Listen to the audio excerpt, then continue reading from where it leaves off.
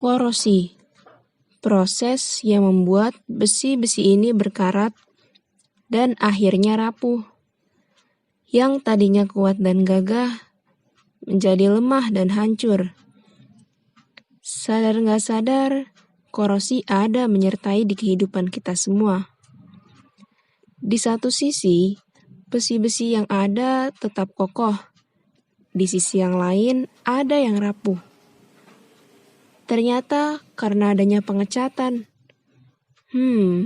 Berarti korosi bisa dicegah dong.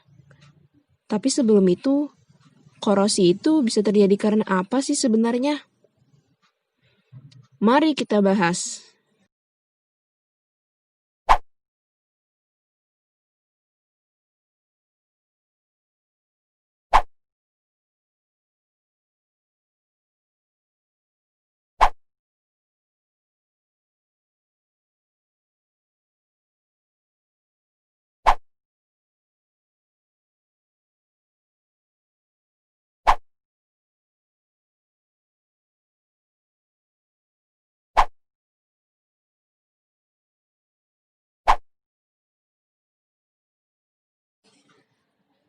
Oke, alat dan bahannya ada 4 buah gelas, 4 buah plastik, 4 buah paku, sabun, 4 buah karet, garam secukupnya, dan minyak goreng serta air. Pertama-tama kita siapin dulu gelasnya, lalu masukkan air kepada tiap gelas untuk 3 gelas karena kita ingin membuat 1 larutan garam, 1 larutan sabun, dan 1 air murni. Gelas yang satu lagi akan kita masukkan minyak. Samakan ya airnya. Setelah itu, kita masukkan garam ke gelas pertama, lalu kita campur untuk membentuk larutan garam. Masukkan sabun untuk gelas kedua, kita aduk lagi untuk membentuk larutan sabun. Nah, selanjutnya kita masukin minyak ke gelas yang tidak diisi air, gelas keempat. Langkah selanjutnya adalah memasukkan paku pada tiap-tiap gelas. Semua gelas, kecuali gelas yang berisi air murni, kita tutup dengan plastik lalu kita karetin. Amati perubahan pada paku selama 7 hari.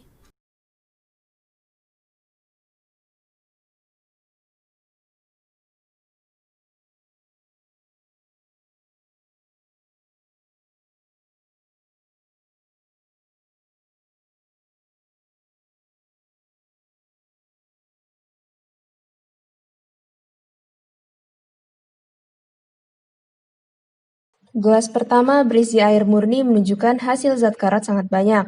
Hal ini disebabkan oleh interaksi redoks di antara air dan paku. Air merupakan salah satu zat yang menimbulkan karat paling kuat. Didukung oleh terbukanya gelas, maka paku besi berinteraksi dengan udara.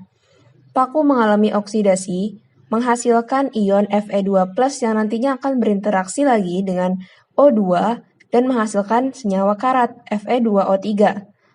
Lalu, oksigen bersamaan dengan air di sini berperan sebagai pereduksi, dan dia menerima elektron yang dilepaskan oleh paku.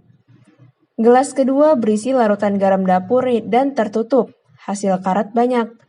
Karena elektrolit Na+ yang bertugas sebagai katode, maka air yang akan bereaksi. Air akan menerima elektron yang dilepaskan oleh paku. Dari Zenius juga dikatakan bahwa larutan elektrolit kuat akan mempercepat proses pembawaan elektron dari zat yang teroksidasi. Adapun bila dibuka gelasnya, prediksi kami larutan garam akan punya hasil karat lebih banyak. Gelas ketiga berisi larutan sabun. Hasil karatnya hanya sedikit. Walaupun sabun juga merupakan elektrolit dari basa kuat, tapi hasil karatnya tidak sebanyak yang ada pada larutan garam. Gelas keempat berisi minyak dan ditutup. Tidak ada karat yang dihasilkan. Minyak yang dimasukkan adalah minyak murni tanpa air dan tidak terkena dengan oksigen. Tidak ada yang menjadi pemicu redoks, baik air maupun oksigen. Faktor pendukung korosi sebenarnya banyak. Misalnya keberadaan larutan elektrolit, suhu yang tinggi, ketidakrataan permukaan besi, dan adanya oksigen. Namun dari percobaan ini bisa terlihat bahwa pemicu paling kuat adalah adanya oksigen dan H2O baik dalam bentuk air maupun uap air.